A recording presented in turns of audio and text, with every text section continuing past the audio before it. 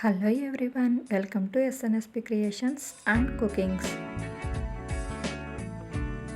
ఈరోజు వీడియోలో పెసరపప్పు పూర్ణంతో బూరెలు చేస్తున్నానండి. చాలా బాగుంటాయి.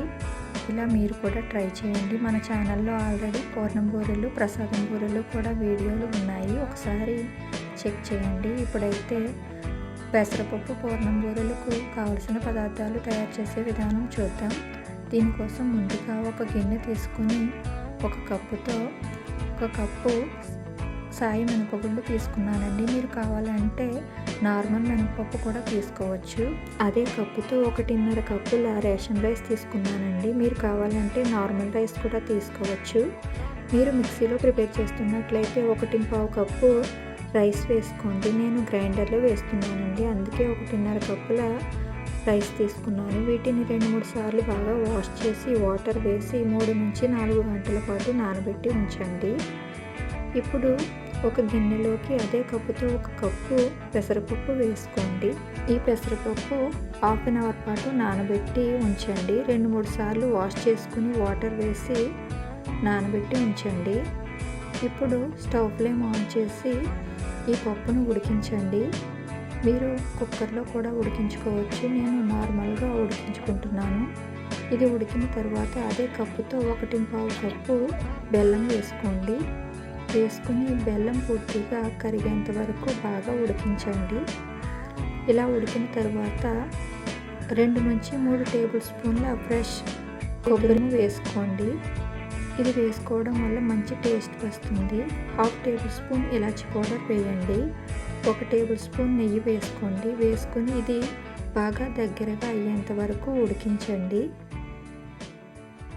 చూసారా, ఈ విధంగా ఇది బాగా దగ్గరగా అయిపోవాలి. ఇది దగ్గరగా అయ్యేంత వరకు అలాగే ఉడికించుకోవాలి. ఇప్పుడు ఇంకొక టేబుల్ స్పూన్ నెయ్యి వేయండి. వేసి స్టవ్ ఫ్లేమ్ ఆఫ్ చేసి దీన్ని బాగా చల్లారనివ్వండి. ఇది కొంచెం చల్లారిన తర్వాత చేతికి నేతిని అప్లై చేసుకుని ఇలా రౌండ్ బౌల్స్ లాగా చుట్టుకోండి. మీకు ఏ సైజులో కావాలంటే ఆ సైజులో చేసుకోండి. ఇలా చేసుకుని ఒక ప్లేట్లో పెట్టుకుని ఉంచుకోండి. ఇప్పుడు బ్యాటర్ ప్రిపేర్ చేసుకుందాం. ఈ బియ్యం, మినపప్పు 2-3 సార్లు వాష్ చేసుకుని ఇలా గ్రైండర్లో వేసుకోవాలి. మీరు కావాలంటే మిక్సీలో కూడా వేసుకోవచ్చు. చూసారా, ఈ కన్సిస్టెన్సీ రావాలి. వాటర్ ఎక్కువగా వేయకూడదు, తక్కువగా వేసుకోవాలి. ఇప్పుడు 1/2 టేబుల్ స్పూన్ సాల్ట్ వేయండి. 2 టేబుల్ స్పూన్ల పంచదార వేసుకోండి. ఇప్పుడు ఇందులోకి 1.5 టేబుల్ స్పూన్ ఇడ్లీ రవ్వ వేయండి. ఇడ్లీ రవ్వ వేయటం వల్ల బూరెలు బాగా క్రిస్పీగా వస్తాయి. ఇందులో కొంచెం వాటర్ వేసి కలపండి.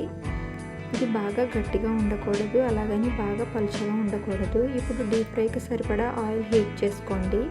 ఆయిల్ ఎక్కువ హీట్లో ఉండాలి. ఇప్పుడు పిండిని చేతితో బాగా కలుపుకొని ఒకసారి టెస్ట్ చేసుకోండి.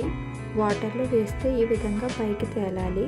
చూసారా, ఇప్పుడు ఇది రెడీ అయిపోయినట్లే. పిండి కరెక్ట్ కన్సిస్టెన్సీ అండి. ఇప్పుడు ఒక్కొక్కటి కూడా పూర్ణం ఉండలు పిండిలోకి డిప్ చేసుకుని ఒక్కొక్కటి వేసుకోండి. ఇలా మీరు ఎన్ని వేయాలనుకుంటే మీరు పెట్టుకున్న మూకుడు సైజుని బట్టి వేసుకోండి.